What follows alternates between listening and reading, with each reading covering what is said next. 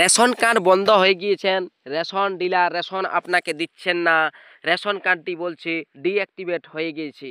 আর অথবা বাচ্চার যদি নতুন রেশন কার্ড করেছেন পিএইচএইচ অথবা এসপিএইচএইচ, সেটা রেশন কার্ডটি ইকেওয়াইসি না করলে অ্যাক্টিভ হচ্ছে না, তাহলে আমি সেই সমস্যার সমাধান করার জন্য ভিডিওটি সম্পূর্ণ দেখাচ্ছি কিভাবে আপনি কার্ডগুলোকে অ্যাক্টিভ করবেন। ভিডিওটি শেষ পর্যন্ত দেখুন, আর চ্যানেলে নতুন হয়ে থাকলে চ্যানেলটিকে সাবস্ক্রাইব করে দেবেন। এটা করার জন্য আপনি প্রথমে গুগলে গিয়ে সার্চ করবেন রেশন কার্ড।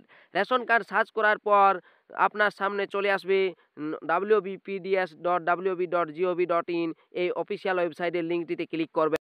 ক্লিক করতেই আপনি ওয়েস্ট বেঙ্গলের রেশন কার্ডের অফিসিয়াল ওয়েবসাইটটি দেখতে পাবেন। এখানে দেখুন বাম দিকে self service for ration card, এই self service for ration card অপশানটিতে আপনাকে ক্লিক করতে হবে। এটা আপনি মোবাইলের মাধ্যমে করতে পারেন। এরপর সেলফ সার্ভিস অফ রেশন কার্ডের তালিকায় আপনি চলে যাবেন। এখানে দেখতে পাচ্ছেন ইকেওয়াইসি, রেশন কার্ড সক্রিয় করতে আধার লিঙ্ক করুন। এখানে আধার লিঙ্কযুক্ত মোবাইল নম্বরে ওটিপি এর মাধ্যমে আপনি আধার লিঙ্ক করুন, ইকেওয়াইসি করুন। এখানে ক্লিক হেয়ার অপশন যেটা দেখতে পাচ্ছেন, সেই ক্লিক হেয়ার অপশনটিতে ক্লিক করবেন। এই অপশনটিতে ক্লিক করতেই আপনার সামনে নতুন পেজ চলে আসবে। রেশন কার্ড নাম্বার লিখতে বলছে, এখানে link Aadhaar with ration card active অথবা ডিঅ্যাক্টিভ, ইকেওয়াইসি রেশন কার্ড নাম্বারটা এখানে দিয়ে দেবেন। যে রেশন কার্ডটি ডিঅ্যাক্টিভ হয়ে গেছে অর্থাৎ রেড হয়ে গেছে, লাল হয়ে গিয়েছে, সেই কার্ডের রেশন কার্ড নাম্বারটি আপনি এখানে দিয়ে সার্চ অপশানটিতে ক্লিক করবেন। সার্চ অপশানটিতে ক্লিক করতে আপনি দেখতে পাবেন রেশন কার্ডের নাম, আধার নাম্বার শো করছে, আর মোবাইল নাম্বার থাকলে সেটা শো করবে। আধার লিঙ্ক নেই সেটা দেখতে পাবেন। এখানে নিচে দেখুন আধার নাম্বার টাইপ করতে বলছে। যে ব্যক্তির রেশন কার্ডটা বটে সেই ব্যক্তির আধার কার্ড নাম্বারটা এখানে দেখে দেখে টাইপ করে দেবেন।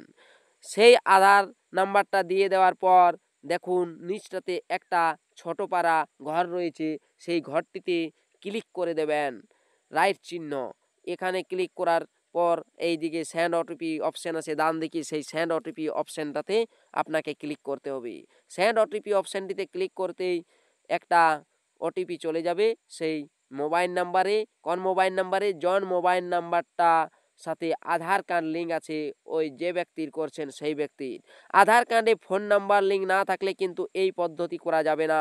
আধার কার্ডে অবশ্যই মোবাইল নাম্বার রেজিস্টার থাকতে হবে, তবে এই পদ্ধতিতে আপনি ইকেওয়াইসি করতে পারবেন রেশন কার্ডের। কিছুদিন আগে ইকেওয়াইসি হচ্ছিল না, সার্ভারের দমে সমস্যা দেখা দিচ্ছিল, সেটা কিন্তু অবশ্য ঠিক হয়ে গিয়েছে। আর যদিও কোনো সময় সমস্যা দেখা দেয়, করতেই থাকবেন, হয়ে যাবে। ওটিপিটা দেওয়ার পর সাবমিট বাটনটিতে ক্লিক করবেন।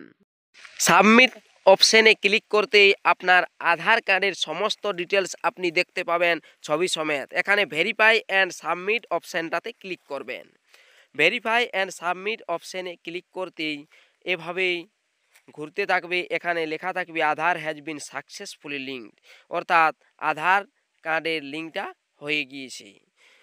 যদি আধার কার্ডের নাম আর রেশন কার্ডের নাম্বার এক না থাকে তাহলে কিন্তু এটা হবে না।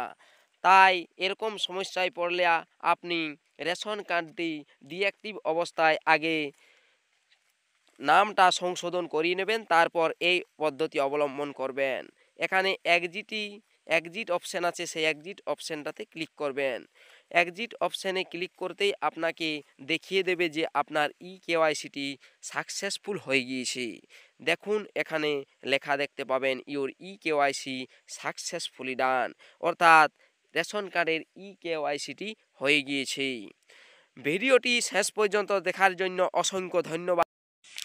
এই ইউটিউব চ্যানেলটিতে যদি আপনি নতুন এসেছেন তাহলে চ্যানেলটিকে অবশ্যই সাবস্ক্রাইব করে রাখবেন, তাহলে নতুন নতুন যে ভিডিওগুলি আমি এই চ্যানেলের মাধ্যমে আপলোড করব সেইগুলি আপনি পেয়ে যাবেন।